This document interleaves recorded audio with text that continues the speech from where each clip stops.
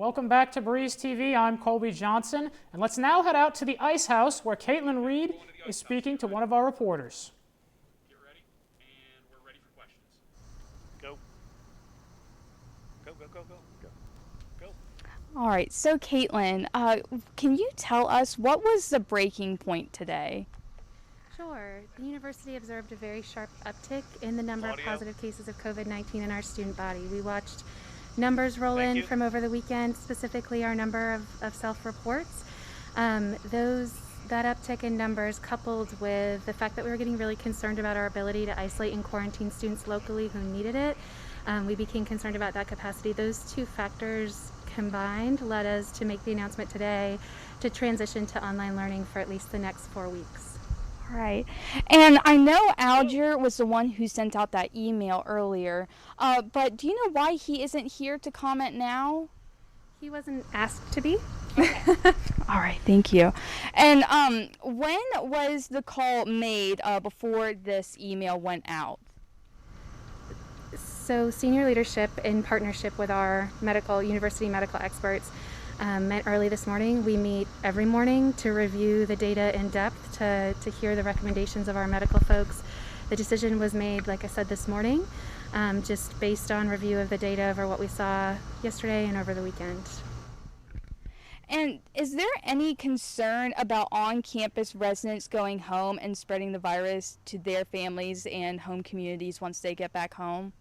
Sure. Any on-campus student who has been asked to isolate or quarantine needs to finish their stint in isolation or quarantine before they return home. Once they return home, we do ask that they quarantine for 2 weeks just to ensure the safety of their home communities. And so over the short span of time that JMU was operating in-person classes, we noticed several posts on social media about crowded dining halls, movie nights, and stuff like that. So we were wondering who's taking responsibility for the several public health discrepancies that potentially got us to this point. Okay. Sure. So I will say that there's a number of factors that got us to this point in terms of our case count. We know that the majority of the cases are from socialization, are from gatherings where students came together in close proximity, sometimes without masks. That said, we have planned tirelessly for the last 6 months, but that's what it was. It was planning. We have had 5 days now worth of classes, and so sometimes we're seeing where there could have been deficiencies in those plans. By going online for 4 weeks, we're going to have time to address that as a leadership team. If there are things people are saying, do continue to bring them to the attention of the administration. Social media is useful in some contexts, but if you're seeing something, say something to your advisor, contact the Dean of Student Affairs. If your safety feels threatened, contact public safety. Just make sure the administration is seeing that stuff. And going off of that, and I know the announcement was just made, but does the university already know of anything that they would do different if we do come back in person? Well, one thing we're going to do while we're online is bolster our isolation and quarantine capacity. So, like I said, we got concerned about our ability to isolate and quarantine students. So that's one thing we're going to look at, is how can we acquire more space should we need it going forward. We're just going to continue to look at what's been working, what hasn't been working. We'll get with our health center folks and make sure they feel fully supported in their ability to test students, to have PPE, but to just continue to look at what's working, what's not working, and reevaluate in 4 weeks based on the number of cases we see at that time. Gotcha. And what considerations have been given to the financial kickback of a temporary move to online learning? I'm not sure. So loss of revenue, potentially, stuff like that. Yeah, we can't comment right now on the financial aspect of it.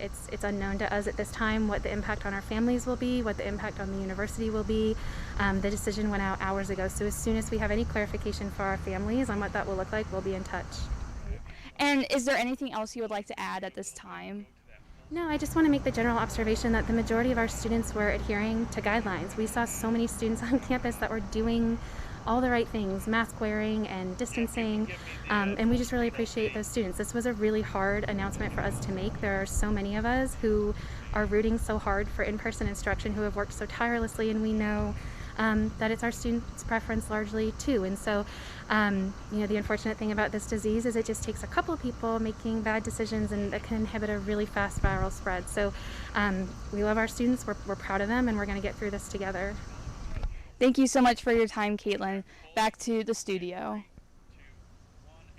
Thank you to Caitlyn Read again for that interview. And once again, JMU is going fully online until at least October 5th. In-person classes will transition to online by September 7th. And JMU says students living on campus will need to return home by 5 p.m. on the 7th. Students can request an exemption, and those students need to fill out a form by this Thursday, September 3rd at 5 p.m.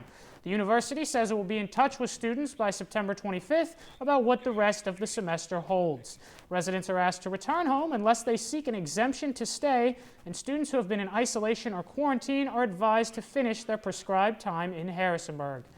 That's going to finish up our Facebook Live coverage for tonight, but be sure to follow The Breeze on Facebook and go to breezejmu.org for all the information on COVID and JMU's handling of it.